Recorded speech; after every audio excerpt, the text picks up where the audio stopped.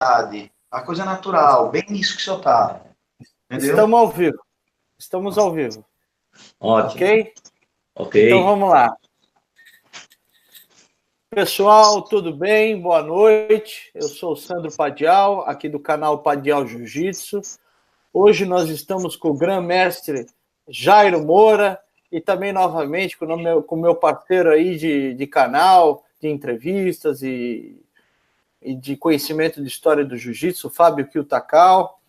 Então, novamente, estamos com mais um entrevistado de peso e também vamos seguir a linha do canal em fazer uma dinâmica de conhecimento da história do jiu-jitsu, da sua filosofia, das suas tradições, e nada melhor que um grande mestre, né? Fábio, suas considerações para a gente iniciar esse bate-papo. Boa noite, pessoal. Mais uma vez aqui nós estamos, como o Sandro falou, né? Tratando de entrevistar mestres que foram relevantes para a história, né, do jiu-jitsu, do vale tudo, do MMA, do judô, enfim, das artes marciais em geral, aqui no Brasil, né? E o convidado de hoje, inclusive eu tive o prazer de conhecer pessoalmente em 2014, né? A gente esteve junto num fórum que eu promovi justamente para estar falando, né, sobre a história do jiu-jitsu, resgatando esses nomes que são super importantes e que às vezes eles não são devidamente lembrados na imprensa especializada das artes marciais, tá? Nós vamos falar hoje com o mestre Jairo Moura, tá? Nós vamos falar um pouco da história do Vale Tudo e do jiu-jitsu na região Nordeste, tá? Nós vamos falar, inclusive, também sobre o irmão mais velho dele, que é o Jurandir Moura, né, que já faleceu há alguns anos, né? O mestre Jurandir Moura, ele foi professor de várias lendas, né, do Vale Tudo da década de 60, tá? Vários atletas que participaram do antigo TV Ring Torre, tá?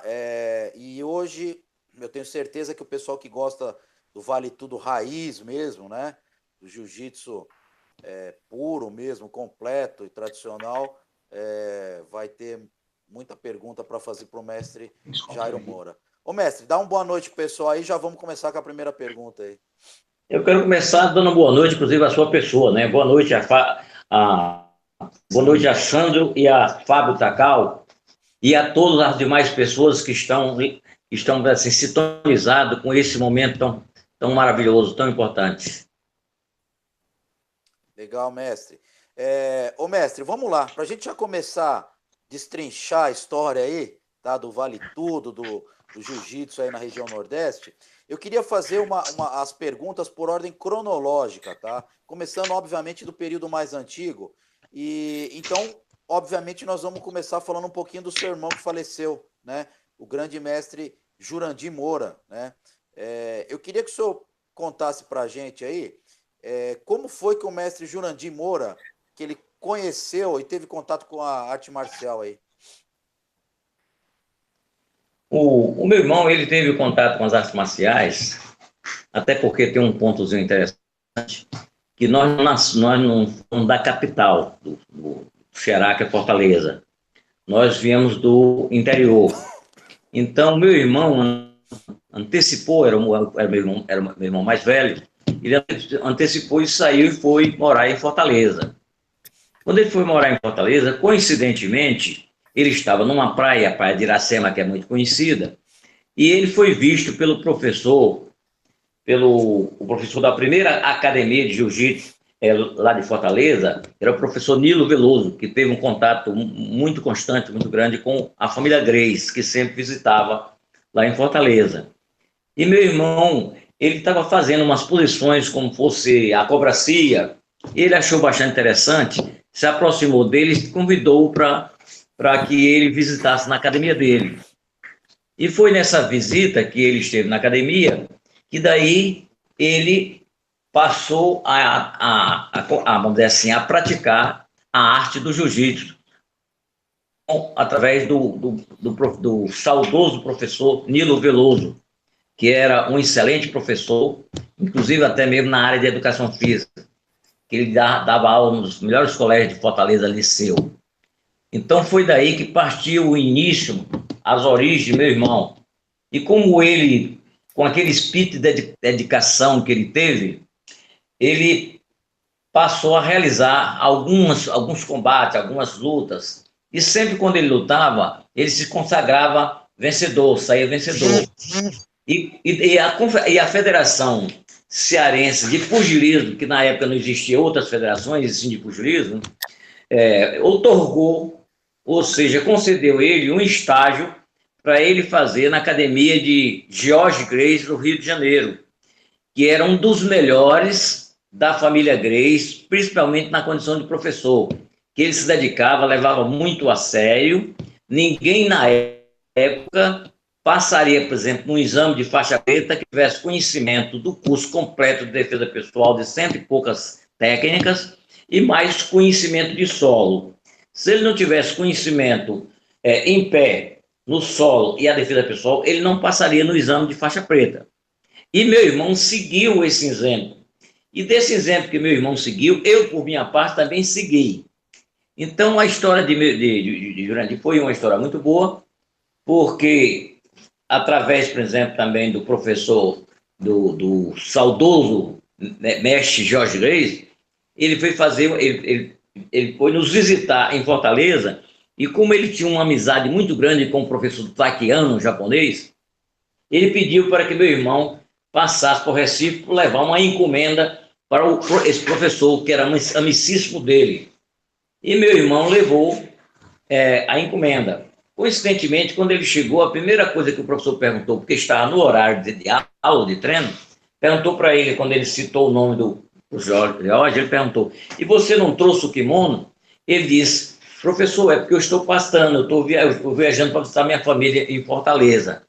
Aí ele falou, mas você não vai sair daqui sem treinar, arranja o kimono para ele. Deram o kimono para ele, sem nenhuma intenção de mostrar que ele era o cara. Realmente, como o pessoal costuma dizer no jiu-jitsu, passou o rodo, né?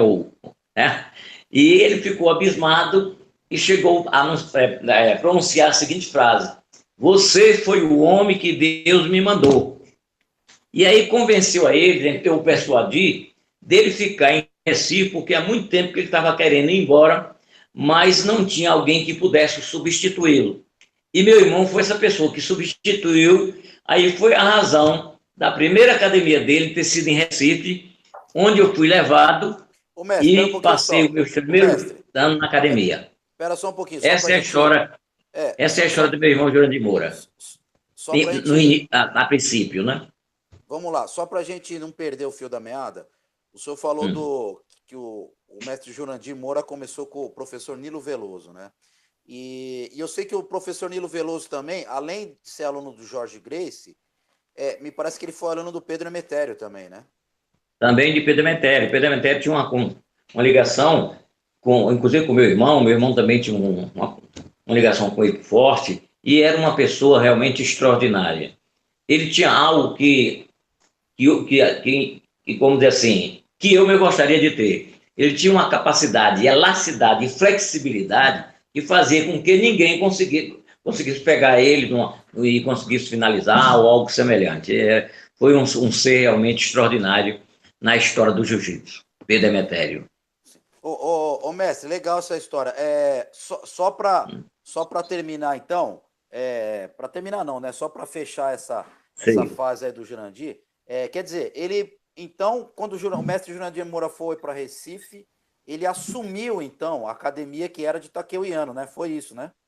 Foi, porque o Takeuiano conseguiu convencer, ele não queria, ele queria nos visitar e retornar para o Rio de Janeiro. Mas o professor Takeuiano, entendeu? Conseguiu persuadi-lo de uma maneira que ele terminou aceitando.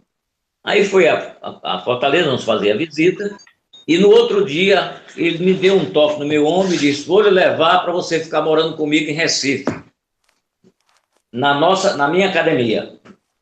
Foi assim, esse contato, assim, esse fato que aconteceu, né? Ô mestre, como que o mestre Jurandir, o senhor denominava a academia?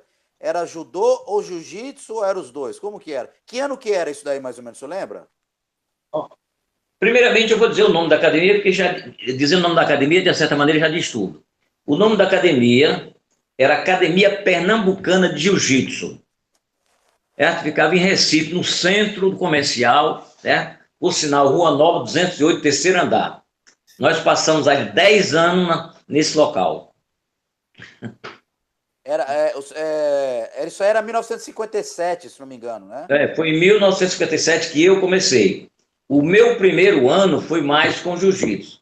Aí depois eu fui, por exemplo, me envolvendo por uma questão como era o procedimento, eu fui me envolvendo também com a defesa pessoal, com o judô, e aí surgiu também a parte, por exemplo, me envolver um pouco quando começou aquela febre pelo Vale Tudo, aí eu também passei também a praticar o Vale Tudo, e me envolvi com jiu-jitsu, com a defesa pessoal, que eu amo a defesa pessoal, né? A defesa pessoal nas origens oriental, e me amarrei mais ainda na filosofia do judô, né? Aí me envolvi com essas artes que até hoje eu, sinceramente, não abro mão. Ô, mestre, e com relação à defesa pessoal que o senhor citou, que um dos propósitos também do nosso canal é a defesa pessoal, o senhor falou alguma coisa de 100 movimentos, ou mais de 100 movimentos de defesa pessoal, que era um programa, né? E fala um pouco Exato. sobre isso, como era esse programa, qual era a dimensão desse programa, havia defesas também de armas de fogo, de armas curtas, como é que era isso? O procedimento, por exemplo, que nos foi dado, a começar pelo George Grace, e o George Grace foi passado para mim através de meu irmão, né? Era da seguinte forma: cada defesa, cada técnica, ela tinha 3 processos de defesa, né? Um ataque gerava 3 processos de defesa. Pelo fato de gerar 3 processos de defesa, e como era uma média mais ou menos de 40 aulas básicas, aulas técnicas para isso, aí por isso que ela se transformou mais ou menos em uma média de umas 120 posições, que eu até hoje ainda tenho por escrito, e quando vou lecionar a defesa pessoal, eu procuro passar a defesa pessoal básica, que é indispensável para as pessoas que estão iniciando, porque ela não é uma forma de luta, ela é um processo que nós podemos chamar de autodefesa, que ela surgiu do Goshin Jitsu, que foi desenvolvido por Jigoro Kano a pedido da autoridade do Japão, como é que chama, não é governador, é imperador. O imperador do Japão pediu a Jigoro Kano que ele preparasse uma matéria de forma especial, que era para dar aula aos policiais de Tóquio, os policiais de Tóquio, Japão. Porque os japoneses, principalmente a autoridade, etc., sempre foi muito aplicado nessas coisas, sempre deu toda uma importância, uma atenção, onde, infelizmente, no nosso país, a maioria dos governantes, por exemplo, não estão nem aí para essa realidade, né? Então, isso aconteceu com o Jigoro Kano. E eu sempre acompanhei procurei sempre acompanhar todo esse histórico dele. Porque quando ele começou no jiu-jitsu, como eu também comecei no jiu-jitsu, e ele passou por 5 professores para poder depois começar com o judô, que ele deu o nome, porque ele tinha fundado o Kodokan, o Instituto Kodokan, em 1982. Aí, por isso, como ele, assim, como determinar uma definição, aí ele, como ele já tinha fundado o Instituto Kodokan, então ele disse, vai ser Judô Kodokan. Pronto, aí o judô nasceu com esse nome, Judô Kodokan, através de Jigoro Kano. Ô mestre, deixa eu fazer uma pergunta que eu achei interessante aqui. O senhor chegou a treinar com o Takeo Yano, ouviu ele treinar? O que o senhor pode falar da parte em pé e do chão dele? Entendi. O senhor chegou a treinar, ouviu o Takeo Yano treinar, ou treinou junto com ele? O que o senhor pode falar sobre a parte de pé, de projeção, e a parte de chão do Takeo Yano? Olha, por incrível que pareça, é interessante. Eu tive muito pouco contato com o Taekwondo. Mas o Taekwondo, por exemplo, ele, como a maioria dos japoneses, são muito bons nas técnicas de projeção. Mas, além das técnicas de projeção, ele também tinha muito conhecimento com as técnicas de solo, porque ele tinha um relacionamento de amizade muito forte com o George Grace, que eles lutavam, eles saíam por aí, faziam lutas por aí, eles fizeram diversas lutas, um com o outro, com outras pessoas, entendeu? E foi através disso que eles tiveram uma amizade assim muito, muito forte, era como se fossem irmãos, entendeu? Uma amizade de coração mesmo. Legal. Mestre, olha só. Lá na academia em Recife do mestre Jurandir, quem que o senhor lembra que foram os alunos mais famosos depois, no Vale Tudo, na luta livre americana? Quais foram os principais lutadores que aprenderam lá na academia de Recife, lá do mestre Jurandir Moura? A maioria dos lutadores que tem origem com Recife, o Pernambuco, praticamente todos eles, ou quase todos eles, antes passaram pela nossa academia. Ivan Gomes, Hilário Silva, Euclides Pereira, até um que não era um lutador que começou pela parte técnica, mais pela a condição física, e ele se envolveu, era curioso, sempre ia, era mais conhecido como Fidelão. O Fidelão, por exemplo, ele foi uma pessoa que ele também teve uma convivência muito grande com a nossa academia, mas, de uma certa forma, até por conta própria, ele fazia muitas lutas por aí, por se tratar de um cara alto, forte, né? Parrudo, como diz o cearense, sabe? Ele fez muitas lutas por aí. Ficou muito conhecido, acredito que você deve saber também o nome dele, né? Fidelão, né? E o Ivan Gomes foi aquela pessoa, por exemplo, que ele teve um certo privilégio, porque na nossa época, lutador pequeno, no meu caso, você já me conhece pessoalmente, na minha estrutura, lutadores na minha estrutura não era muito valorizado. Eu me tornei um lutador valorizado porque onde eu ia, onde eu lutava, eu ganhava. Por que eu ganhava? Porque eu comecei a treinar morando na academia, treinando duas vezes por semana, 3 vezes por semana, e aplicava o máximo que eu podia. Então, quando eu ia lutar, a maioria dos adversários na minha categoria não tinha condição de me acompanhar. Então, eu tinha que lutar numa categoria mais alta. Só em Fortaleza eu fiz 8 lutas com os melhores. Só teve um empate, que foi com o campeão cearense das antigas, Teógenes, muito conhecido na época, Teógenes. Fiz muitas lutas em São Luís do Maranhão, fiz muitas lutas pela Bahia. Em Aracaju, antes de eu vir morar aqui, eu fiz 8 lutas aqui em Aracaju. Ganhei 2 vezes o que era o melhor daqui, que tinha um apelido chamado de Marreta, entendeu? Que era um dos melhores. E fiz várias lutas com outras pessoas, do pessoal da família de Valdemar Santana e tantos outros lutadores das antigas. Eu cheguei a lutar também aqui em Aracaju. Antes de vir morar em Aracaju, fiz 8 lutas aqui. Em cada estado que eu lutava, as pessoas me cuidavam pela minha maneira de ser. Eu sempre fui aquela pessoa comunicativa, aquela pessoa simples, não só humilde e não só simples, mas simples e humilde. E que procurava, por exemplo, proporcionar o melhor que eu pudesse, entendeu? Então, por esse motivo, eu consegui galgar muitas vitórias, muitos espaços, muito respeito, muitas considerações, e muitas pessoas queriam que eu ficasse nesse lugar, queriam que eu morasse nesse lugar. E todos eles, praticamente, eu fui convidado para ficar. Tá travando, né? Ô, Sandro, tá dando uma travada. Tem alguma pergunta aí, Sandro? Como é que tá o pessoal aí? Sim, com certeza. Já tem uma turma aqui. Tem alguém mexendo no celular aí? É importante, eu acho que está dando umas travadas, tentar não mexer no celular. Não está mexendo, não. E nem na mesa, mestre. É que hora você mexe na mesa aqui em frente a mim. Nem eu estou tocando. Agora, mestre, vamos lá. Quantas lutas o senhor fez? Qual foi o período da sua carreira? Quando é que começou e quando é que terminou?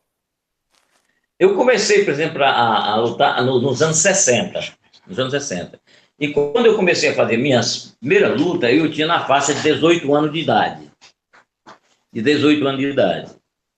E lutei até 1967. No final de 1967, eu renunciei as lutas de vale tudo pelo fato de não compensar na época. Era como futebol, o jogador de futebol não ganhava dinheiro na época, né? Então no vale tudo em especial. A gente não ganhava, a gente era praticamente gratificado. O que nos levava à maioria no caso dos ringues, eu acho que grande parte entre eles e eu, era o amor que a gente tinha e o conhecimento. Essas duas coisas. O amor e o conhecimento é que nos levavam, por exemplo, na maioria das vezes, ao ringue, entendeu? Sem importar com quanto ia ganhar ou não ganhar. Entendeu? Agora, mestre, acho que uma coisa que é mais importante aí, o senhor chegou a lutar no TV Ring Torre? No TV Ring Torre, praticamente eu lutei num período que no TV Ring Torre teve um período que tinha a luta semanal. Era todas as segundas-feiras e depois passou para um ginásio do SESC e aí passou a ser todas as sextas-feiras. Mas toda semana tinha Vale Tudo em Recife, Pernambuco. Porque Recife, Pernambuco, foi o estado que mais realizou luta de Vale Tudo no Brasil. E quantas lutas o senhor fez? Aproximadamente 80 lutas de Vale Tudo. Então, 80 lutas... Nunca fui finalizado e nem nocauteado. Então, provavelmente nunca perdeu, né? Não, perde-se no caso, por diferença de ponto. Não, isso é a questão normal, pelo fato de lutar com um adversário mais pesado, pelo fato, às vezes, eu não estar muito bem preparado, em consequência de alguma coisa, e aí, por esse motivo, né? Por esse motivo, mas a maioria das minhas lutas sempre foram vitória, e muitas delas, a maioria, por exemplo, era por nocaute técnico. Desculpa, mestre, como o nosso canal também é, né, específico de jiu-jitsu, qual era o seu estilo de luta? Como é que terminava as suas lutas? Era no solo? Que tipo de técnica o senhor usava? Qual era o seu estilo? Conta para nós. No nosso estilo, principalmente como foi aperfeiçoado pelo meu irmão Jurandir Moura, que Deus o tenha num bom lugar, né? Ele tinha uma preocupação muito grande de nos proporcionar o melhor. E o melhor que ele nos proporcionava era aquilo que nos desse também um resultado mais satisfatório, independente do tamanho ou peso do adversário.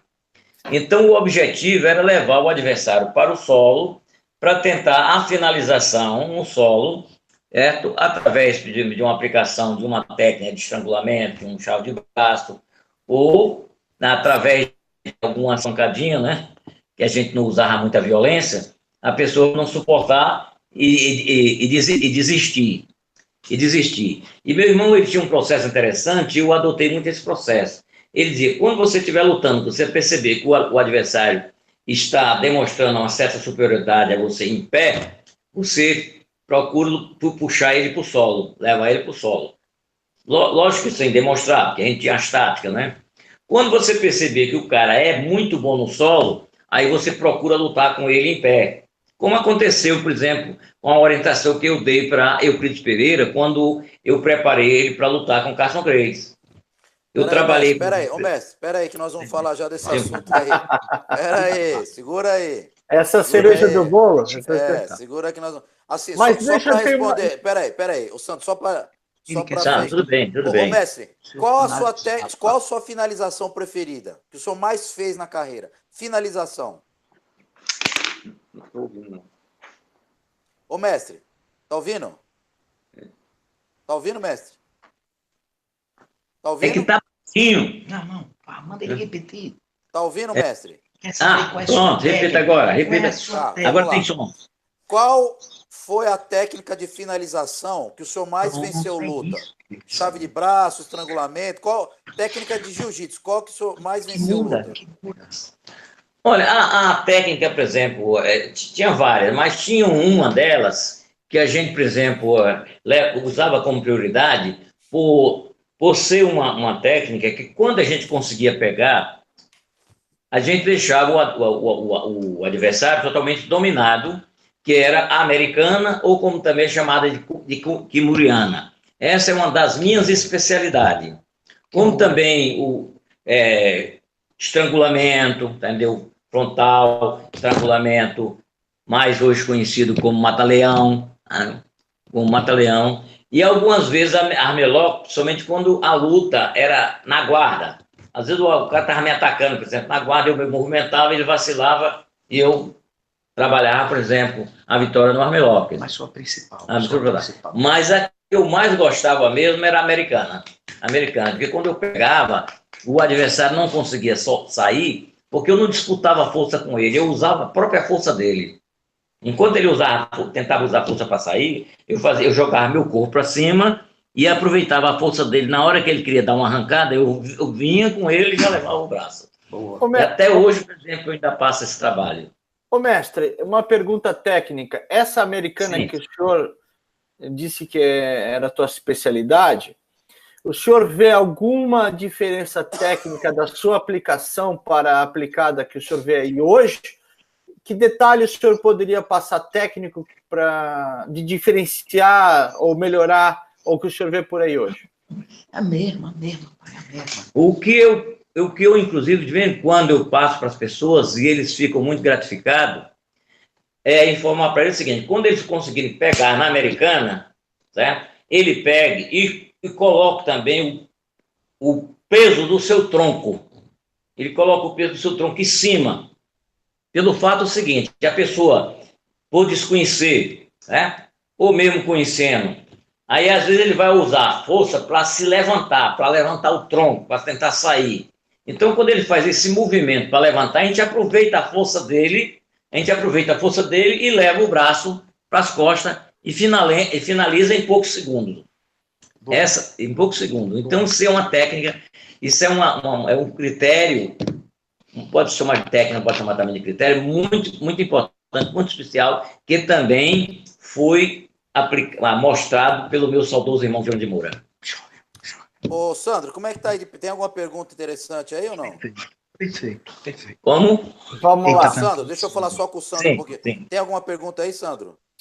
Não, sim, pergunta, vou pedir para o pessoal fazer pergunta, tá? Mas tem uma turma aqui online.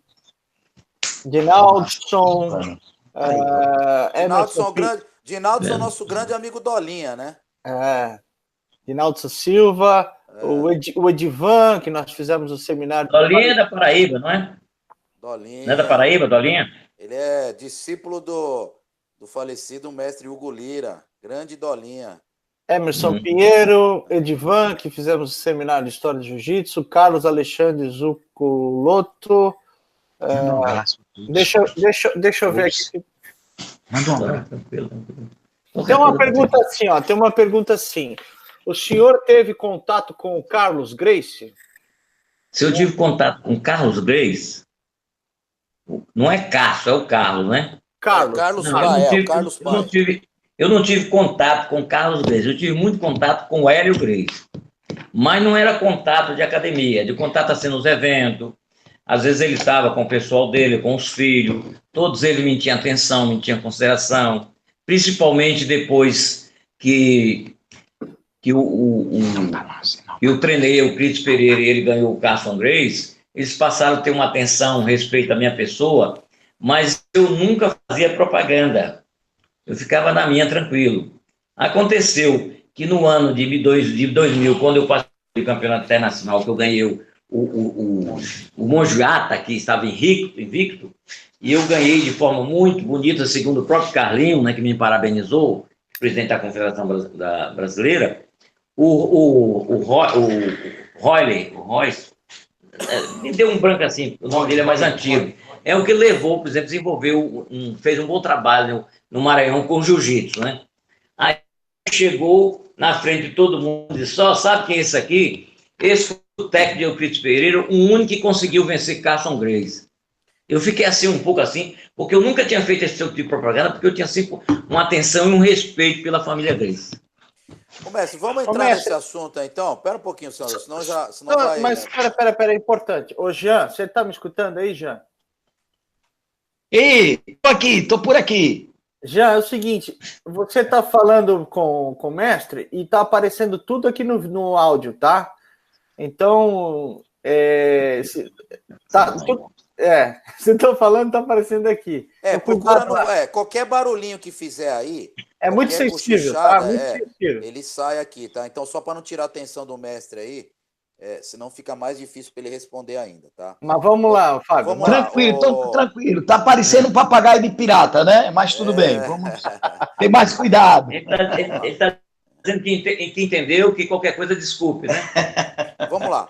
Sim, mas vamos lá. Ô, mestre, eu acho que o ponto alto, né, da carreira de Jurandir Moura e de Jairo Moura, além, lógico, da carreira que vocês tiveram como lutador, eu acho que foi justamente a presença de Euclides Pereira, né, que foi um dos maiores lutadores de Vale Tudo. Foi não, ele está vivo ainda, né? Mas na época da década de 60, ele foi um dos maiores lutadores de Vale Tudo do Brasil, né? E ele justamente esteve treinando na academia, né, dos irmãos Moura e depois lutando com o Carson Gracie. Antes da gente entrar nesse assunto, eu queria que o senhor falasse como que foi o seu contato e do seu irmão, o seu primeiro contato com Euclides Pereira. Não vamos falar da luta ainda, tá? Como que ele chegou na academia lá? Como é que foi? Conta um pouquinho pra gente.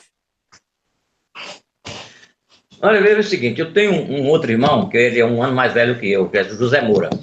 E Euclides Pereira deu os primeiros passos de aprendizado na parte do jiu-jitsu com esse meu irmão, né?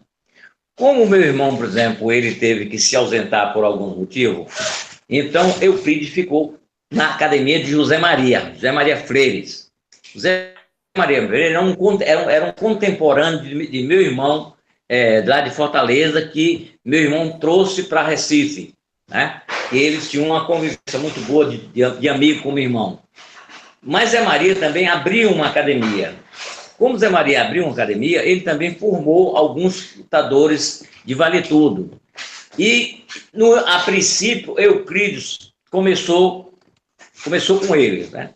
Mas quando parou o TV Ring, nós fizemos um acordo, e esse acordo, uma das principais pessoas nesse acordo foi exatamente o Euclides Pereira. Como acabou o TV Ring Torre, o TV Ring Canal 2, porque antes foi TV Ring Torre, depois passou a ser TV Ring Canal 2, para a televisão. Como acabou, aí pelo tempo que a gente já tinha, pela condição que a gente já tinha como lutador e etc., então nós fizemos um acordo em nos juntarmos e viajarmos por aí para lutarmos em outros estados. E foi dentro desse... O senhor chegou a treinar com o Euclides? Desse Euclides? O senhor chegou a treinar com o Euclides ou não? Quando ele começou lá na academia? Euclides praticamente praticamente grande parte de Euclides Pereira foi treinado por mim.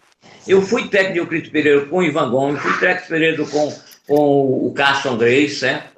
E viajava muito com Euclides Pereira e a gente treinava muito junto. E como é que é? Euclides Pereira foi como o Euclides Pereira foi como um irmão para mim e vice-versa. O que a gente está querendo saber é o seguinte: como que era Euclides Pereira quando chegou na Academia Moura? Ele era bom de pancada, ele era bom no solo? O que o senhor pode falar do Euclides Pereira quando ele chegou na Academia Moura? O que eu posso falar de Euclides Pereira é algo, inclusive, até semelhante à minha pessoa. É que a gente sempre procurava fazer o melhor que a gente pudesse. E a gente, por exemplo, era vamos dizer assim, como é que eu digo, disciplinado, né? Então a gente procuraria fazer o melhor, além de disciplinado, a gente tinha humildade. A gente nunca fazia propaganda, se considerava que era o cara, que era o bom, né? Então esse ponto aí aconteceu, em especial, com muitos, mas especialmente entre eu e Euclides Pereira.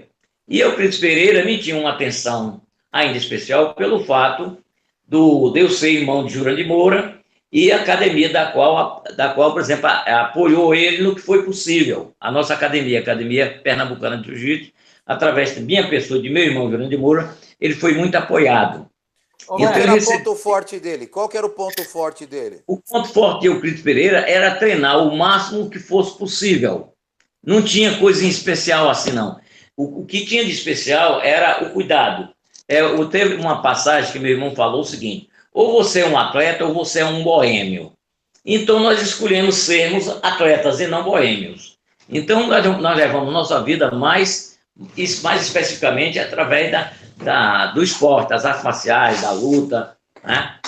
Era a principal, vamos dizer assim, era a nossa, eu diria no caso, era a nossa opção. Foi a nossa opção. E Euclides Pereira era uma pessoa muito humilde, que gostava de ouvir e que tudo que a gente explicava, ele prestava atenção e procurava fazer.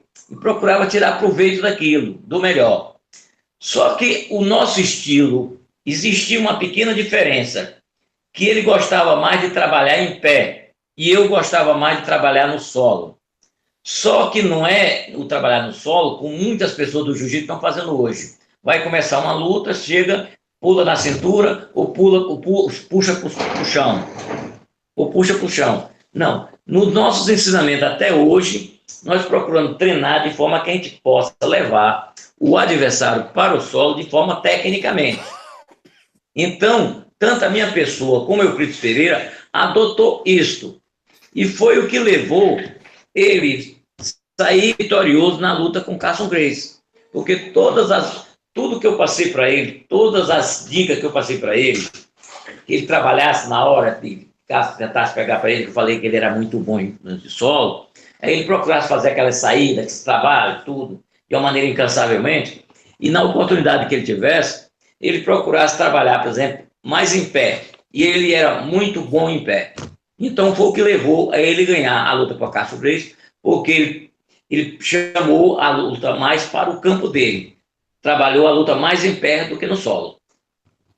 Ô, mestre, então, pelo que eu entendi, o Euclides Pereira foi forjado pelos irmãos Moura, anteriormente pelo seu irmão, que o senhor falou mais novo, e depois por vocês dois, né? Pelo senhor. O meu irmão mais novo foi só um começo. O meu irmão mais novo, na realidade, foi só um começo. Foi uma coisa assim, um começo só, né? Mas o tempo mais longo mesmo foi comigo do Irã de Moura, sem deixar de lembrar de prestigiar o que ele recebeu de José Maria Freire, que era um contemporâneo de meu irmão lá de Fortaleza, que também tinha uma academia lá em Recife, e ele e meu irmão eram assim, muito ligados, era uma amizade muito fortíssima. José Maria Freire e meu irmão Jura de Moura. Inclusive, ele chegou até a falecer bem antes de meu irmão, José Maria Freire. Então, o Euclides Pereira, o José Maria Freire, ele também ele teve vários bons lutadores. Só que nenhum deles tiveram melhores lutadores que a nossa academia teve, a Academia Pernambucana, através de meu irmão e através de minha pessoa. Ô, mestre, tem pergunta aqui do pessoal que está ao vivo. Também, vamos lá, antes da pergunta, tem uma pessoa aqui chamada Ricardo Moura. Deve ser parente do senhor. Está ao vivo aqui também. Será meu parente? Eu não sei. Ela está se apresentando. Eu sou o Ricardo Moura. Bom, mas vamos lá. Tem uma pergunta aqui que pode ser bem intrigante. Quem foi melhor, Euclides Pereira ou Ivan Gomes? Isso aí tem um lado relativo, porque o Ivan Gomes era um lutador da categoria pesada. Ele era o lutador da pujança, entendeu? E o que levou a ele grandes resultados foi isso, porque ele, além de ser um lutador da pujança, ele veio de uma área de pujança. Ele era da Paraíba, certo? De Campina Grande. Então, ele também tinha aquele relacionamento também com animais, derrubar touro, aquelas coisas e tal. Então, ele era uma pessoa relacionada a muita atividade assim, de pujança. Então, além dele ser um cara forte, ele era um cara que ele tinha muita força. E ele se aproveitava, ele aproveitava exatamente vamos dizer, esse mérito, entendeu? Juntando uma coisa a outra, né? O seu poder, a sua pujança, junto com o seu conhecimento. E você também um lutador do peso pesado. Então, levou a ele a ser um dos melhores. Mas se ele fosse de igualdade com o meu peso, com o peso de Euclides Pereira, ou menos, talvez a história fosse outra. Mas nós não temos nada contra, pelo contrário, nós elogiamos. Porque ele teve uma luta em Fortaleza, e foi uma luta que ficou na história. Ele e Pinheirão. Pinheirão era ainda maior do que ele, mais forte do que ele.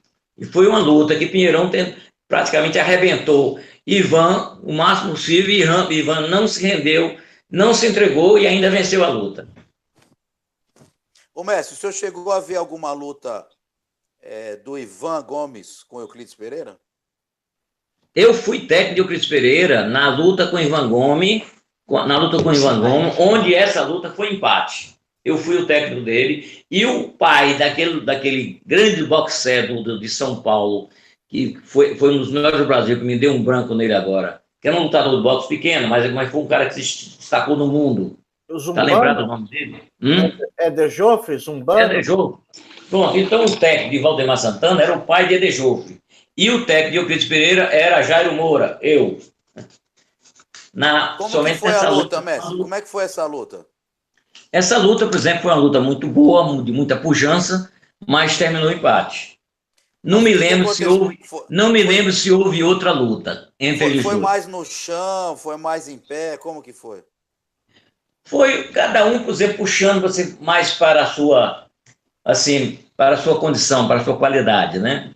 E o Euclides um pouco mais leve, né, do que o Ivan Gomes. Mas foi uma luta muito boa, que pelo tempo não dá, por exemplo, para a gente lembrar assim de maneira detalhadamente. Eu lembro mais detalhadamente da luta dele com Carson Gracie, que foi aqui em Salvador. Foi em Salvador nos anos de 69. Legal. Mas vamos falar então dessa luta, que ela foi, acho que talvez, né, uma das mais importantes, tanto para o Euclides como para a sua carreira como treinador, né? O senhor acha então que essa luta ficou claro então que os irmãos Moura, apesar de vir do Nordeste, né, ter mais aquela dificuldade de infraestrutura, né, que a região Nordeste sempre teve uma dificuldade, apesar de ter o TV Ring Torre e de ter muitos lutadores bons, eu acho que o Nordeste sempre teve um problema de infraestrutura, como o senhor mesmo falou, os atletas lutavam sem receber uma bolsa digna, né? Então eu acho que isso aí sempre atrapalhou um pouco o Vale Tudo no Nordeste, né? Quer dizer, o pessoal lutar meio que por amor mesmo, na raça, né? Agora, me fala aí, ô mestre, como é que foi? O senhor chegou até a falar numa matéria que os irmãos Moura chegaram a superar os Gracie, então, né? Não, aquela matéria, por exemplo, que aconteceu na revista Tanto, por sinal, através de sua pessoa, entrou aquela colocação, isso. Chegamos a superar os Gracie, que eu, sinceramente, eu não teria, particularmente, assim, feito essa colocação por uma questão assim, do respeito, né? Mas o sentido da superação, pelo fato, por exemplo, de Cássio Gracie, ele nunca foi vencido por nenhuma outra pessoa, mas foi vencido exatamente pelo um dos Moura, indiretamente, porque eu fui o técnico de Euclides Pereira contra ele. E não fui contra ele por questão de nenhuma rivalidade. Eu apenas aceitei o convite de Euclides Pereira de vir à nossa ligação e treinar ele para essa luta. Eu deixei minhas obrigações aqui em Aracaju e fiquei em Salvador durante um mês, só treinando Euclides para essa luta. Fiquei um mês em Salvador. E o senhor acha que foi uma vitória nítida mesmo? O que o senhor fala a respeito dessa luta? Foi uma vitória clara ou foi uma luta apertada? Como é que foi? Foi uma luta seguinte. Como o Cássio, entendeu, o mais forte dele e da maioria dos Gracie é mais solo, ele e o próprio saudoso Hélio Gracie achou que eles ali para aquela luta ia ser apenas um passeio, né? Ele não achava que Euclides pudesse ser um adversário à altura para lutar com Cássio Gracie. Por desconhecer a sua história, né? Por desconhecer o seu trabalho, o seu conhecimento, por desconhecer com quem estava exatamente trabalhando para dar a ele uma condição de um resultado melhor, entendeu? De um resultado melhor. E se eu aceitei o convite dele, fui para Salvador, deixei minhas obrigações aqui, passei um mês em Salvador só fazendo isso, então durante esse mês eu procurei fazer o melhor que eu pude. Tanto no condicionamento físico, porque o condicionamento físico é muito importante, porque às vezes a luta está dentro de uma igualdade, a pessoa está até levando uma desvantagem, mas ele está com um condicionamento físico bom, e aí a gente vai orientando, ele sustenta, certo? Sustenta e vai, aí a pessoa vai cansando, o que acontece? Tem os jurados, aí os jurados vão contando os pontos, quem foi melhor no round tal, no round qual, né? Então, Euclides Pereira, no final das contas, tornou-se o vencedor pelo fato de ele ter tido no round final, no final da luta, ele teve um resultado de mais ação, de mais movimentação. Ele atacou mais. Enquanto isso, Cássio se defendeu mais pelo fato de ele ter cansado. Eu não vou dizer cansado, mas pelo menos cansou um pouco. E Euclides, por exemplo, aproveitou a minha orientação de castigar o máximo possível em pé. Principalmente na época que não valia soco, a gente trabalhava mais a escala, e Euclides era muito bom em escala, em cotovelo, muito embora não podia aplicar o cotovelo propriamente, mas pode aplicar o antebraço. Euclides era muito bom nisso aqui, ó, muito bom nisso aqui e muito bom de escala, né? A escala, ela tem mestre, vamos um lá, potencial igual a um soco. Mestre, só para fazer um parênteses aí, que a nova geração, com certeza, não faz a mínima ideia do que é escala, né? Então, explica aí, pessoal, tinha algumas regras, né? Que quer dizer, que era a antiga luta livre americana que eles falavam, né? Então, não valia dar soco de mão fechada. Dá só uma orientação, pessoal. O que era a escala aí? Escala, por exemplo, no lugar de você fechar a mão para dar um soco, você trabalha essa parte aqui da mão. Trabalha bastante isso aqui, a ponto que eu treinava muito isso aí, de saco, às vezes até em parede mesmo. Isso aqui meu ficava, por exemplo, como é que a gente chama, né? Calejado. Calejado. Calejado. Então, uma escala, uma outra coisa. A escala, ela tem um potencial maior do que o próprio soco. Porque você dá um soco, você fica muito desguarnecido. Quando você trabalha de escala, você não fica. Você está sempre sob proteção. Então, a escala, ela tinha uma vantagem muito grande nesse ponto. Tanto pode ser a escala direta, como também pode ser trabalhado também a tapa, entendeu? Esse era o trabalho, principalmente aqui. Joelhada, chute, tudo isso era válido, nada disso era tirado, né? Então... E a luta, só falando um pouquinho mais da luta, o senhor acha que os relatos que a gente tem é que Euclides castigou mais o Carson em pé? Ele castigou mais em pé, inclusive, eu não estou querendo fazer cartaz a mim, certo? Mas por a minha orientação, eu sempre estava orientando a ele, por exemplo, para trabalhar mais em pé, entendeu? Evitar sair, porque nós temos aquela capacidade, por exemplo, de evitar que o cara nos leve para o solo, né? Saída de quadro, de corda. Isso a gente trabalhava muito bem. Então, o cara está cansado. Então, ele quer levar para as cordas, quer pressionar, quer segurar, levar para o chão. Você vai tirando, o que acontece? O cara já não está bem fisicamente, ele vai cansando mais. Então, na proporção que ele está cansando mais, o outro está rendendo mais no movimento, nos ataques. Então, o Euclides ganhou a luta por a questão de pontuação. Ô, mestre, uma pergunta. Ao longo assim de vários vídeos e relatos das lutas dos Gracie, né? A gente percebe que os Gracie, eles não trabalhavam muito bem nas quedas, né? E tá dando barulho. E também não trabalhavam muito bem nas partes dos golpes traumáticos, como o senhor está falando, né? Com as mãos, chute e tudo mais. O que o senhor... Até porque teve um determinado período... A pergunta para finalizar a pergunta, por que o senhor acha, sendo que o senhor foi treinado por Jorge Gracie, Takeo Inoue, e os Gracie provavelmente uma linha muito similar, por que o senhor acha que eles tinham essa abordagem muito de solo e menos das questões traumáticas em pé, e vocês já trabalhavam mais completo?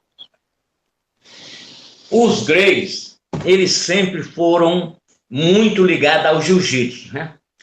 Tanto que o jiu-jitsu como se tivesse sido uma criação no Brasil. Os Gracie criou o jiu-jitsu, né? Mas o jiu-jitsu é uma modalidade de esporte das artes marciais de bem antes de Cristo.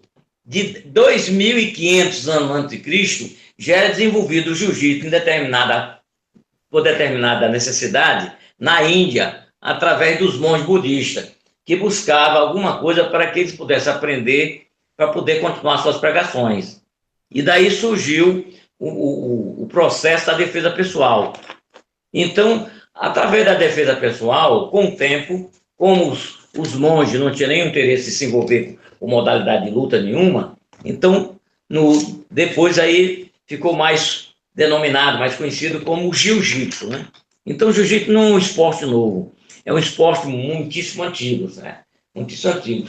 E dentro dos seus princípios, principalmente no Brasil, e no jiu-jitsu aplicado, por exemplo, pela família Gracie, eles se especializaram muito, eu respeito, são muito bons, se especializaram muito na luta de solo. Não pode se brincar com nenhum deles em luta de solo. Brincou, entendeu? Se ferra.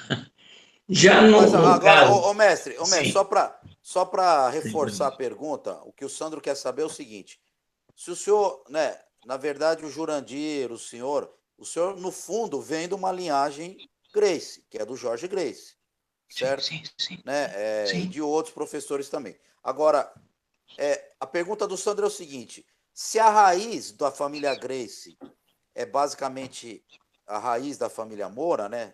Quer dizer, sai do mesmo lugar, né? Da mesma fonte, por que a família Gracie, então, não praticou muito queda, né, e soco e chute? E por que no Nordeste os irmãos Mouras e outros lutadores do Nordeste tinham essa especialidade? Por que o senhor acha que aconteceu essa diferença? Porque nós procuramos desenvolver mais, entendeu, as artes marciais na área da defesa pessoal, na área do judô, né? na área diversa, porque para isso a gente formaria o que Jigoro Kano formou para atender o pedido, por exemplo, do imperador. Porque o Jigoro Kano, ele, vamos dizer, ele juntou 5 artes, entendeu? Que é chamada de Go Shinji, porque a palavra Go em japonês significa 5. E dessas 5 artes, ele fez um trabalho para que fosse ensinado aos policiais de Tóquio. E quem aprendeu, desenvolveu a parte, por exemplo, do Go Shinjitsu, ele teve uma capacidade maior de utilizar para o vale tudo, que o pessoal está falando hoje de MMA. O MMA para nós, ele é passado, sem querer desmerecer ninguém, né? Porque o Go Shinjitsu já responde isso aí muito mais. Então, meu irmão, ele estilizou a nossa modalidade de luta pelo Go Shinjitsu. E dentro dessa forma, então a gente ganhou muito mais espaço. A luta de solo, a luta em pé, a luta no chão, certo? Agora, mestre, de várias formas. Deixa eu aproveitar esse gancho aí. Eu sei que os Sim. irmãos Moura também, uma época, eles abriram até academia com o nome de judô também, né? Como que foi a entrada dos irmãos Moura, do seu irmão Jurandir e a sua? Quem que introduziu o judô, né, na vida dos irmãos Moura? Como é que foi isso aí? A Confederação Brasileira, principalmente através da Gama Filho, que eles procuraram desenvolver bastante, por exemplo, o judô, eles pegaram um professor especializado nessa arte e ele ia para o Norte-Nordeste. Passava numa academia como na nossa, ficava uma semana ou duas nos passando o melhor possível dos conhecimentos sobre o judô, e aí, por exemplo, gradativamente a gente ia aperfeiçoando, né, e se amarrando no bom sentido da grandeza, vamos dizer assim, da sua cultura, entendeu? Da sua filosofia, e vendo o seguinte, que o judô nos trazia, entendeu, algo muito importante para outras artes, para a defesa pessoal, para o jiu-jitsu, que era alcançar um nível mais alto de projeção. Como deslocar melhor, como derrubar melhor, como utilizar melhor as técnicas de deslocamento. Como disse aquele grande filósofo, tem uma alavanca, um apoio no espaço que requeria o mundo. A utilização da alavanca, do apoio. Quem foi esse primeiro professor aí que o senhor teve contato do judô? O primeiro professor que teve contato com o judô foi um desses que foram enviados por Rio de Janeiro para visitar as academias do Norte-Nordeste e proporcionar os professores dessas academias o interesse deles para o desenvolvimento da cultura do judô. Tá. E E mais aí tarde o senhor teve outros professores ou não? a coisa foi crescendo, e como também a Confederação Brasileira de Judô foi expandindo a sua área, além do jiu-jitsu. A Confederação Brasileira de Judô também foi expandindo sua arte. O senhor teve mais contato com outros professores ou não? Como? O senhor teve mais contato com outros professores de judô ou não? Tive contato porque eu sempre fui sedento. Eu sempre busquei o conhecimento. Eu tive aula com Curati, Sensei Curati de São Paulo, que foi um dos melhores professores de judô de São Paulo.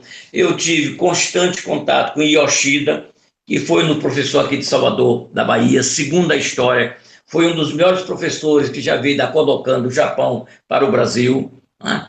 Tive com Kawamura, que hoje ele é mais ligado ao Karatê, mais ao Karatê. E com isso eu aprendi também muitas terminologias também do judô, né? E como também automassagem, entendeu? Uma série de coisas que eu aprendi de judô, e como também aprendi que o judô contribui mais na educação, principalmente para a criança. Como trabalhar a criança? Eu fiz um trabalho através de indicação médica, que eu recebi muitos elogios dos próprios médicos, que, vamos dizer assim, como é que chama aqui quando o médico passa, né? Então, prescrição, né? Deu uma prescrição médica, né? prescrição médica. E tinha alguns pais que até reagiam, achavam que ele estava indicando uma coisa violenta. E teve até uma dessas pessoas que não colocou. Quando ele levou lá em Salvador, que na época ainda não tinha especialista para isso, quando ela perguntou, botou o menino na academia de judô, ela disse não. Ela disse, passe na secretaria, pegue sua ficha e procure outro médico. Foi uma história bastante interessante. Ela esteve lá na academia e me contou toda a história da questão também da criança, que a criança ficava no lugar, não se movimentava, e aí ela resolveu matricular o menino na academia.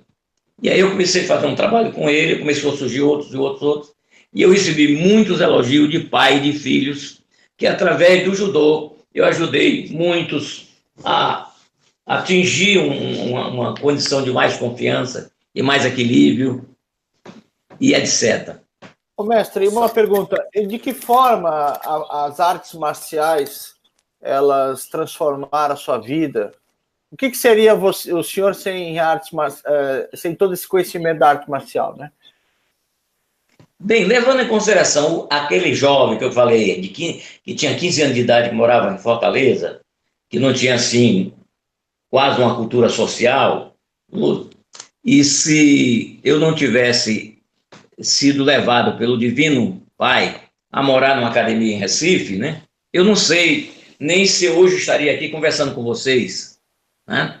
Não saberia. No entanto, hoje eu sou uma pessoa conhecida até mundialmente através das artes marciais, do que ela me deu, e eu tenho vários jovens que não tinham como pagar a academia, não tinha nem onde ficar, nem dormir, eu cedi meu espaço para eles, aprendi de graça, que hoje muitos deles lecionam no exterior, na Europa, nos Estados Unidos, e tanto em outros lugares.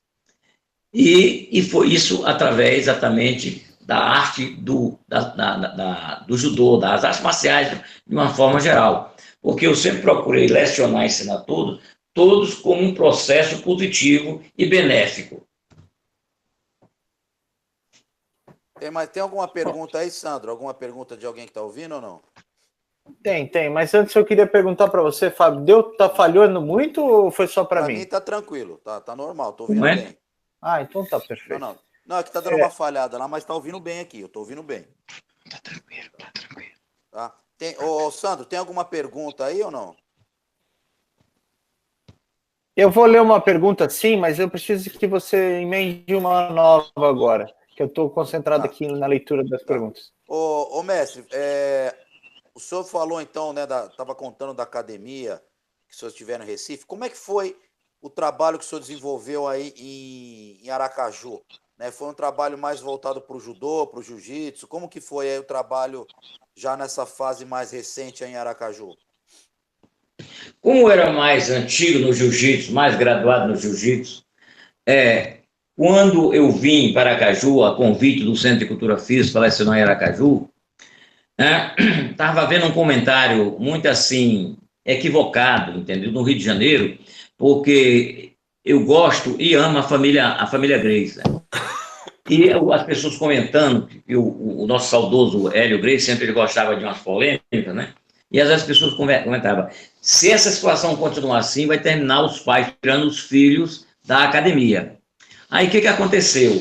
Não estava no meu programa. Aí eu resolvi, no lugar de começar com jiu-jitsu, na época, em 1968, em Aracaju, com jiu-jitsu, eu comecei com judô. Eu comecei a lecionar em Aracaju, Sergipe, com judô. Entendi. Aí entrou outra coisa. Ô mestre, e o senhor acha que essa... Parece que atrapalhou um pouco aí. O senhor acha que essa recusa dos pais de colocar os filhos no jiu-jitsu foi por causa desses vale-tudos? Espera só um pouquinho. Ô Sandro, não bate aí. Sandro, tá ouvindo? Não bate aí, senão corta a imagem, tá? A hora que você sai ali, faz barulho aí, corta a imagem, tá? Ô mestre, então vamos lá. O senhor acha que essa recusa, né, dos pais em colocar os filhos no jiu-jitsu era por causa do vale tudo? Bom, eu acredito, por exemplo, que os pais colocavam os filhos numa academia de artes marciais, não quero falar especificamente de jiu-jitsu, mas jiu-jitsu judô, era para poder exatamente dar uma condição de confiança, de uma defesa, de um melhor comportamento, porque as artes marciais, ela não ensina nem a lutar, não é a brigar. O processo primordial das artes marciais é o educar, entendeu? É fazer com que a pessoa desperte os seus potenciais que se encontram interiormente, que ele só pode jorrar quando ele começa a trabalhar para que ele saia, para que ele realmente se vamos dizer assim, se coadune com aquilo que ele está querendo melhorar, está querendo chegar. Só que nem todas as pessoas têm conhecimento, e tinha conhecimento somente naquela época. Hoje existe um conhecimento maior, mas naquela época não tinha. Tinha muitas pessoas achavam que colocava, por exemplo, para colocar um filho numa academia, ou entrar numa academia, era para poder se preparar para brigar, ou no caso, numa briga, ele se sair melhor. E a cultura não é bem essa, não é bem assim, entendeu? Então, era o motivo. O motivo principal foi esse, né? Temos uma pergunta aqui, sim, calma. É do Hamilton Torres, está perguntando para o senhor falar do professor Kondo. Do professor Kondo, né? Quando eu fundei a nossa primeira academia, em 1972, aqui em Aracaju, então a nossa academia ela já começou tendo as modalidades judô, jiu-jitsu, defesa pessoal, né? E aí surgiu o professor Kondo, que veio de São Paulo, com um problema de saúde, encostado no INSS, e o nome dele não podia aparecer. Numa conversação que eu tive com ele, ele disse que morava com a família Kondo em São Paulo, e era como uma família. Tanto eles gostavam dele e vice-versa. Então, com o tempo, eu cheguei para ele e disse, olha, se você aceitar, o seu problema está resolvido. Como você é especialista em karatê Shorin-ryu não é o Shotokan é outra especialidade de outro professor daqui, aí você, a partir de hoje, em honra ao pessoal de São Paulo e vice-versa, a gente vai colocar, por exemplo, a gente vai colocar seu nome só, Professor Kondo, né? Porque o nome dele era Vital Silvino dos Santos, mas pelo fato da família Kondo, e ele aceitou. Aí, com isso, surgiu o karatê como pioneiro também na nossa academia. Com um determinado tempo, surgiu uma pessoa, por amizade de meu filho, o nome de Duarte, de Salvador, que trabalhava na lanchonete no 28BC. E Jean ficou sabendo que ele era professor de boxe, e meu filho gostava muito do boxe. Aí chamou ele para cá, aí o que acontece? Nós fizemos a mesma coisa, abrimos as portas, e o boxe foi iniciado por Walter Duarte, também da Bahia. E aí teve o terceiro que nós abrimos as portas, que foi a capoeira. Tinha um jovem que ele trabalhava com um construtor aqui, na nossa rua, muito amigo, e ele era especializado em capoeira. E o nome dele era Queixada. Pronto. Então, nós abrimos, além das nossas especialidades por escrito, como norma de fundação, nós criamos mais 3 modalidades de artes marciais: capoeira, karatê e boxe. E com o tempo... Era uma academia completa, então, hein, mestre? Com o tempo, chegamos a realizar Vale Tudo também aqui em Aracaju. Legal. Ô, mestre, como é que está hoje aí? Como é que o senhor acha que está? Agora vamos falar da atualidade, tá? Da atualidade. Como é que o senhor acha que está o jiu-jitsu hoje no estado do Sergipe? Como é que é aí? A organização? O que o senhor acha? Na realidade, por exemplo, o jiu-jitsu, como está hoje, eu não vou dizer que eu não pretendo desmerecer ninguém, de forma assim generalizada, total, mas a maioria das pessoas estão praticando jiu-jitsu não com aquela importância, com aquela grandeza, com aquela realidade que é a arte. Por sinal, que tem o privilégio de ser chamado de arte suave. Tá? Então, tem muitos ensinando o jiu-jitsu, só o jiu-jitsu de solo, e apenas ensinando para treinar, ensinando para competir. Mas não estão passando a arte, a informação e a conduta, para que a pessoa, além do esporte, ele seja um cidadão melhor, um cidadão mais bem preparado para a sociedade, como realmente a gente procurava fazer antes. Mas mesmo no meu trabalho, eu não abro mão dessa parte. Então, o que é que a gente vê no jiu-jitsu? A gente vai assistir uma competição de jiu-jitsu, a pessoa, por exemplo, fica toda acocorada naquela posição, aqui, entendeu? Depois puxar para o chão, para a luta de chão. Não é aquele jiu-jitsu bonito, entendeu? Onde ele se movimenta, busca uma técnica, tenta levar para o chão derrubando, e quando chegar no chão, procurar, por exemplo, desenvolver uma ação de finalização e ficar aquele jiu-jitsu bonito. E como também levar para o campo social, para o campo de formação, para o campo da cultura, entendeu? É o que está faltando, não só em Aracaju. Eu sinto que em muitos lugares o jiu-jitsu não está sendo mais o jiu-jitsu verdadeiro que foi desenvolvido na Kodokan, no Japão, antes de ser criado o judô. Mestre, ótima colocação. A gente sabe que essa deficiência do jiu-jitsu atual é bem essa que o senhor colocou. E uma pergunta em cima disso é a seguinte: hoje no MMA, né, no atual MMA, antigo Vale Tudo, os lutadores de jiu-jitsu eles têm essa dificuldade tremenda em fazer o que o pessoal chama hoje de striking, né, que é o lutador de golpes traumáticos, e também não tem a menor capacidade de jogar os adversários no chão. O senhor acha que se estivesse praticando aquele jiu-jitsu da forma antiga, isso não teria esse problema? Não estariam enfrentando esse problema hoje? Eu já não diria, por exemplo, o jiu-jitsu antigo, já diria o jiu-jitsu verdadeiro, o jiu-jitsu real, entendeu? Praticar o jiu-jitsu como realmente ele é. Se você pratica o jiu-jitsu como ele realmente é, ele depende de daqui mais uns tempos ou de tempos passados, tá? Mas viver a atualidade da realidade do que ele é. Praticar o verdadeiro jiu-jitsu. Então diria que esse jiu-jitsu... Praticar o verdadeiro jiu-jitsu.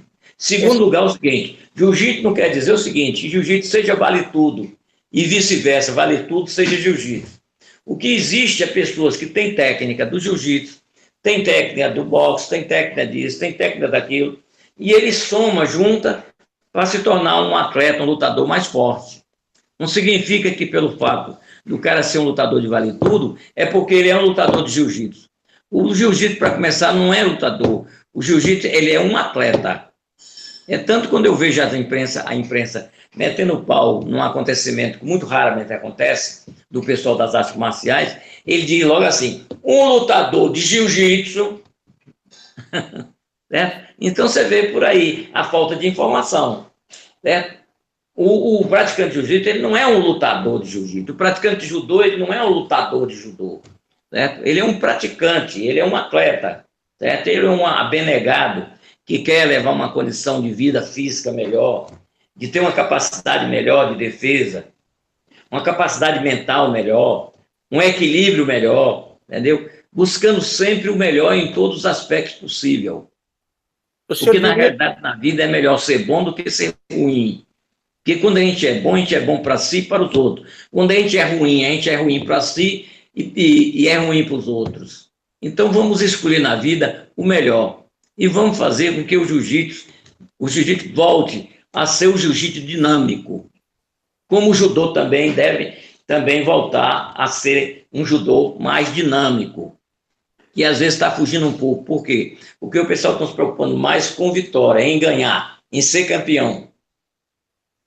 Então esquece, por exemplo, da maneira como deve ser conduzida. Ô mestre, tem um elogio aqui ao seu kimono, falar que kimono bonito e tal. Então eu ia aproveitar esse gancho para que o senhor também falasse da sua condecoração à faixa vermelha, 9º grau, de Grã-Mestre, né? O que o senhor pode contar aí? Como é que foi isso? Quando foi? Olha, é o seguinte, eu já tenho, em média, 61 anos de artes marciais, em especial o jiu-jitsu, que foi o primeiro que eu comecei. Eu já dei aula de jiu-jitsu até no Rio de Janeiro. Quando eu saí do Exército, em 61, eu fui levado pelo meu subcomandante para o Recife, para o Rio de Janeiro, e fiquei morando na academia de Valdo Santana, na academia do irmão de Valdemar Santana. Durante 6 meses, ali em frente à Praça Senalândia, eu treinava uma média 2 vezes por dia e lecionava também. Antes de eu retornar para Recife, o Valdo Santana conversou com o Carrozinho, que era um promotor de lutas, que levava também lutadores para lutar em Recife, e ele conseguiu uma luta para mim lá no ginásio do Flamengo. Se eu fosse jogador de futebol, seria torcedor do Flamengo. Aí, resultado, né? Eu lutei como campeão carioca, e venci no 3º assalto por nocaute técnico. Mas como eu sempre fui muito apegado ao amor à minha mãe, entendeu? À família, eu voltei para Recife. Mas eu já fiz uma luta diretamente no Rio de Janeiro, em 1960, eu tinha 20 anos de idade. Venci por nocaute técnico, já naquela época. Então, só para não fugir aí do assunto, o que o Sandro, né, queria que o senhor contasse tá baixinho. um pouquinho. Tá ouvindo, mestre? Tá ouvindo? Fala mais perto aí, Fábio. Tá ouvindo, mestre? Não, também estou. Agora estou ouvindo. Tá ouvindo? Tá. O que o Sandro quer saber... Eu não sei se eu concluí a resposta dele. Não. Então, eu vou fazer de novo. O que o Sandro quer saber é quando e como foi a sua graduação à faixa vermelha. Pronto, desculpa, realmente. Eu dei uma desviada aí. Veja bem o seguinte. Antes de eu vir morar em Aracaju, eu participei de um curso junto à Federação Pernambucana de Pugilismo, junto à Confederação Brasileira de Pugilismo, né? E, como meu irmão ia morar em Brasília, eu pedi a ele para ele ficar uns 6 meses aqui, porque eu estava aguardando, por exemplo, a minha graduação. Aí eu fui graduado como 2º grau em Recife, no ano de 1960. No final do ano de 1967. Né? Aí vim para Aracaju. Né? Em Aracaju, eu fui graduado pela Federação de Judô do Brasil, Federação Brasileira de Judô. Eu fui graduado 2 vezes. Primeiro Nidan e terceiro Sandan.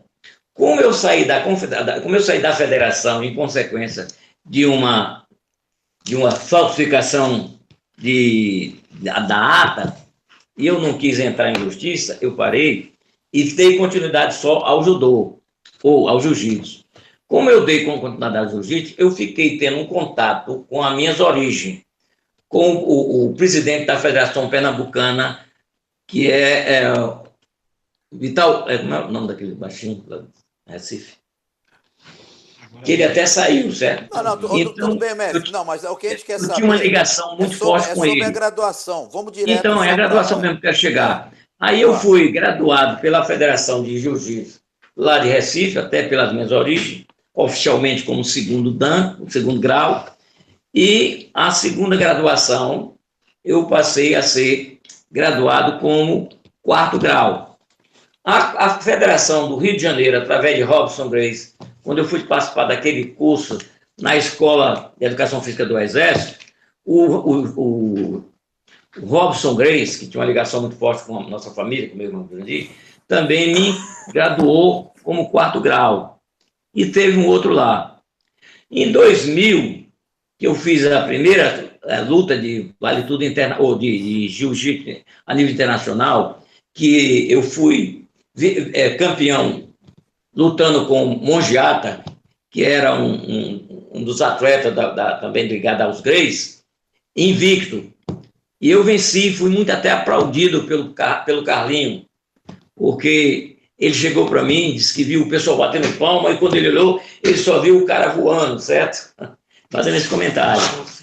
Aí ele me chamou, inclusive até o Jean que está aqui, foi comigo, na federação. Quando chegou na federação, ele me perguntou, qual é a sua graduação? Eu disse, minha graduação é quarto grau.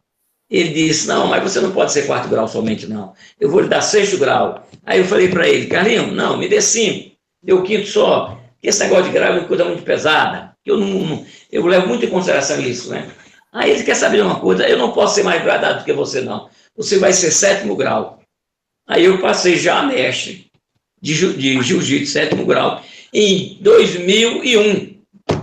E agora, em 2018 para 2019, eu fui otorgado como 9º grau, faixa vermelha, pela Confederação Brasileira do Rio de Janeiro e pela Federação Internacional Brasiliana Jiu-Jitsu dos Estados Unidos. Então, eu tenho um diploma da Federação que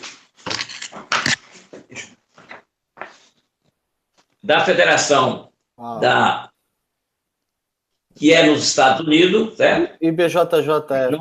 E também graduado 9º grau pela Federação de Jiu-Jitsu, da Associação de Jiu-Jitsu do Rio de Janeiro, assinada pelo o nosso presidente Carlos Grace Jr. Carlos Grace. E o meu símbolo do meu certificado é esse aqui, ó. Que maravilha, mestre. Parabéns. É uma honra. Então, eu vamos dizer assim, por certo, há muito tempo, há muitos anos atrás, era para já ter pego a faixa. Mas é que eu não sou, assim, muito ligado a grau, a graduação. Eu sou ligado mais do que eu posso fazer. Que maravilha. Eu sou mais ligado do que eu posso aprender. Entendeu? Que maravilha, mestre. E o que... Eu ficar em pé para mostrar aí para vocês aí, ó. Cadê ele? Cadê o Sacal? Tá aqui, Fábio. Tô vendo, tô aqui, ó. Tô só observando aqui. Olha o Fábio aí, ó. Tô ouvindo aqui, tô ouvindo. Muito grato. Domo arigatou. Ô, mestre, quando a gente estava conversando antes do Fábio chegar, né? O senhor estava falando bastante, algumas palavras em japonês, e agora o senhor faz bastante menção, né? As questões japonesas de filosofia e metodologia.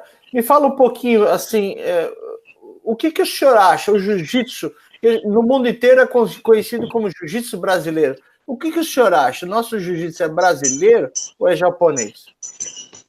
Olha, o jiu-jitsu brasileiro que as pessoas conhecem foi o jiu-jitsu desenvolvido pela família Grace.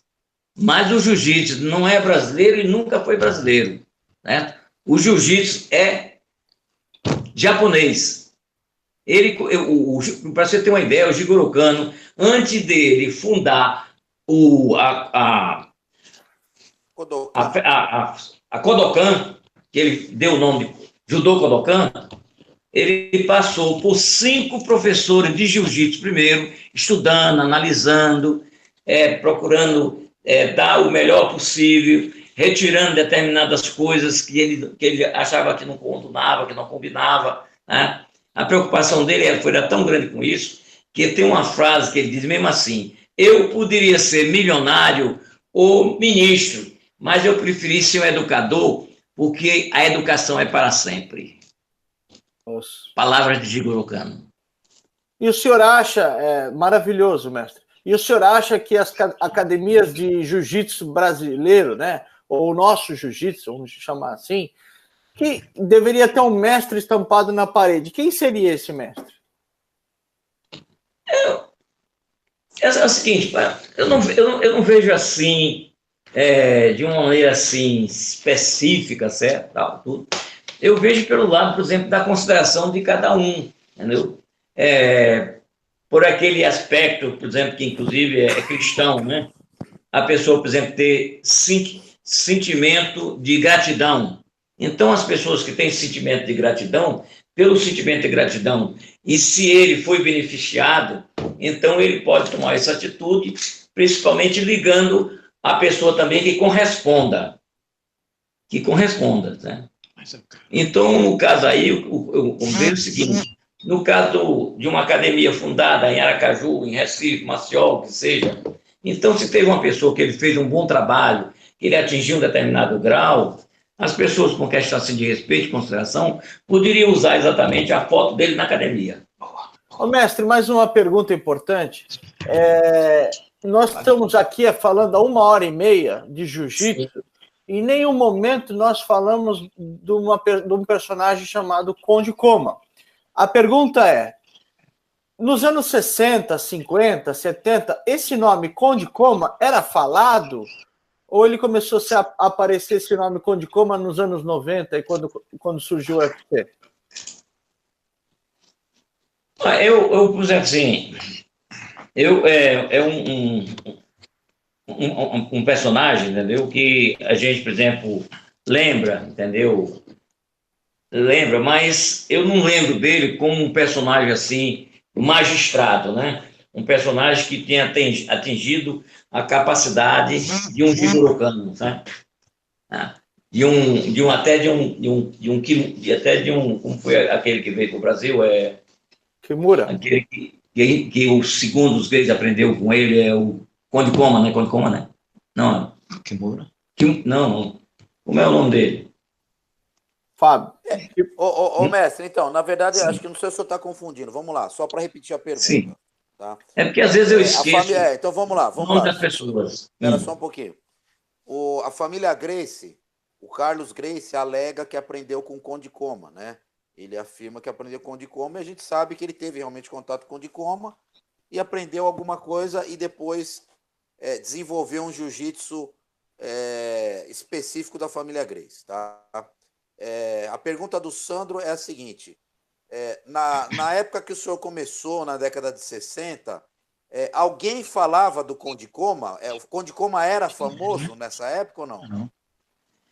Olha, eu não tinha assim, esse muito contato, porque é o seguinte: eu era aquela pessoa que estava iniciando, mas com o tempo, logicamente que o nome dele era assim, bem comentado, entendeu? Com respeitabilidade, entendeu? Agora é preciso também se entender o seguinte: já que nós estamos falando em aprender, a gente, por exemplo, pelo fato de entrar numa escola, passar 1 mês, 2 meses, entendeu? Ou 1 ano, já sair, por exemplo, um catedrático, aquela coisa toda, certo? Então, é o caso, por exemplo, do Carlos. Carlos Gracie, por exemplo, ele passou um pouco tempo aprendendo o jiu-jitsu com o Conde Koma, né?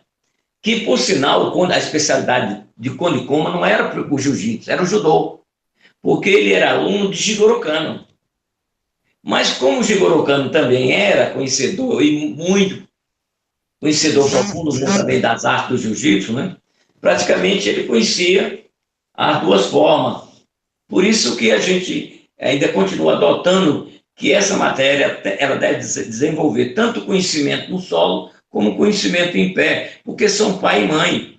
O judô veio do jiu-jitsu.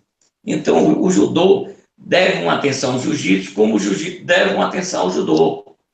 Até pela questão de ser a mesma pessoa, o mesmo mestre, Jigoro Kano, que fez o máximo possível que ele pôde pela ambas matérias, mas priorizou mais o judô devido à parte cultural, devido à parte educacional, né? Devido à parte filosófica. Aí, por isso, por exemplo, que ele teve um amor, assim, um apego, entendeu? Uma seriedade muito maior com o judô, mas jamais desprezando o conhecimento das outras artes, até mesmo com os grandes samurais. Os samurais, também aqueles que eram dedicados, eram homens sérios, eles foram muito respeitados até